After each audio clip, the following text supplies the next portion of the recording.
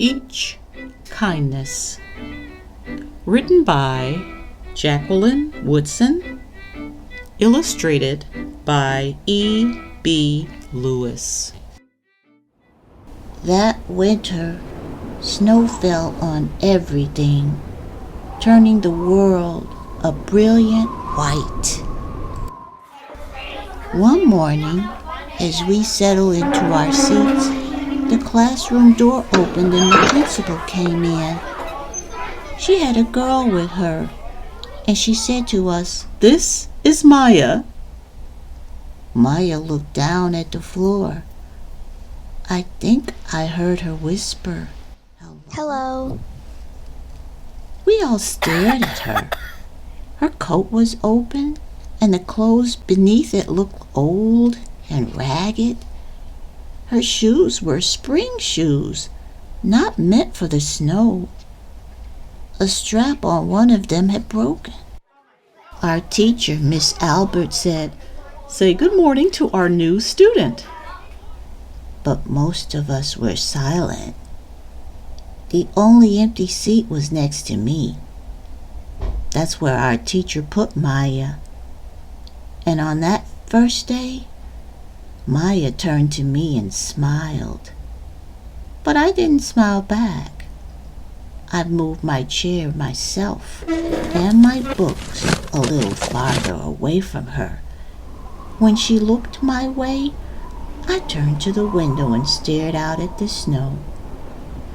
And every day after that, when Maya came into the classroom, I looked away and didn't smile back. My best friends that year were Kendra and Sophie. At lunchtime, we walked around the schoolyard, our fingers laced together, whispering secrets into each other's ears. One day, while we were near the slide, Maya came over to us. She held open her hand to show us the shiny jacks and tiny red balls she'd gotten for her birthday. "It's a high bouncer," she said. But none of us wanted to play. So Maya played a game against herself. That afternoon, when we got back into the classroom, Maya whispered to me, "Bet you can't guess who the new Jack champion of the world is." Behind me, Andrew whispered, "Chloe's gotta do Fred. Chloe's gotta do Fred." "She's not my friend," I whispered back. The weeks passed. Every day we whispered about Maya, laughing at her clothes, her shoes, the strange food she brought for lunch. Some days Maya held out her hand to show us what she had brought to school. A deck of cards, pick-up sticks, a small tattered doll. Whenever she asked us to play, we said no. The days grew warmer and warmer. The pond thawed. Grass began growing where snow had once been. One day, Maya came to school wearing a pretty dress and fancy shoes. But the shoes and the dress looked like they belonged to another girl before Maya. "I have a new name for her," Kendra whispered. "Never knew. Everything she has came from a second-hand store." We all laughed. Maya stood by the fence. She was holding a jump rope, but did not come over to us to ask if we wanted to play. After a while, she folded it double, rolled the ends around each hand, and started jumping. She jumped around the whole schoolyard without stopping. She didn't look up once, just jumped and jumped and jumped. The next day, Maya's seat was empty. In class that morning, we were talking about kindness. Miss Albert had brought a big bowl into the class and filled it with water. We all gathered around her desk and watched her drop a small stone into it. Tiny waves rippled out away from the stone. "This is what kindness does," Miss Albert said.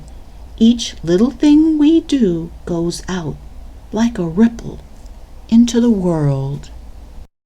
Then Miss Albert let us each drop the stone in as we told her what kind things we had done. Joseph had held the door for his grandmother. Kendra helped change her baby brother's diaper. Even mean old Andrew had done something. "I carried teacher's books up the stairs," he said. And Miss Albert said it was true. I stood there holding Miss Albert's rock in my hand, silent. "Even small things count," Miss Albert said gently. But I couldn't think of anything and passed the stone on. Maya didn't come to school the next day or the day after that. Each morning I walked to school slowly, hoping this would be the day Maya returned and she'd look at me and smile. I promised myself this would be the day I smiled back. "Each kindness," Miss Albert had said, "makes the whole world a little bit better." But Maya's seat remained empty, and one day Miss Albert announced to the class that Maya wouldn't be coming back. "Her family had to move away," Miss Albert said. Then she told us to take out our notebooks. It was time for spelling. That afternoon, I walked home alone. When I reached the pond, my throat filled with all the things I wished I would have said to Maya. Each kindness I had never shown. I threw small stones into it over and over, watching the way the water rippled out and away, like each kindness done and not done, like every girl somewhere holding a small gift out to someone, and that someone turning away from it. I watched the water ripple as the sun set through the maples, and the chance of a kindness with Maya became more and more forever gone. The end. To find Each Kindness and other books by Jacqueline Woodson, visit your local library.